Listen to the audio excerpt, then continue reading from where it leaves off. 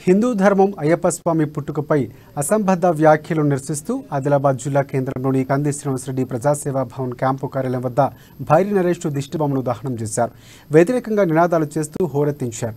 హిందువుల ధర్మాన్ని దేవతలు అగౌరవపరిచే విధంగా మాట్లాడడం సరికదని బీజేపీ యువజన విభాగం నాయకులు సంతోష్ సింగ్ ఠాకూర్ కిరణ్ అన్నారు. ఆయనను వెంటనే అరెస్టు చేయడంతో పాటు కఠిన చర్యలు తీసుకోవాలని, ఇటువంటి తప్పిదాలు మరోసారి పునరావృతం కాకుండా చూడాలని అన్నారు.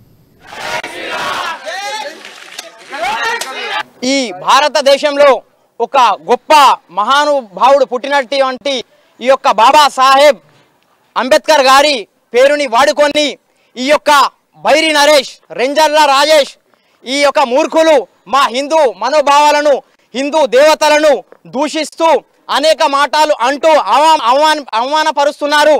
ఇన్ని రోజులు ఊరుకున్నాం, ఇప్పుడు ఊరుకునేది లేదు. ఒక దీక్షలో ఉండి కూడా అయ్యప్ప స్వాములు భైరి నరేష్ ని భైరాభిషేకం చేశారు, భైరీలతో కొట్టారు.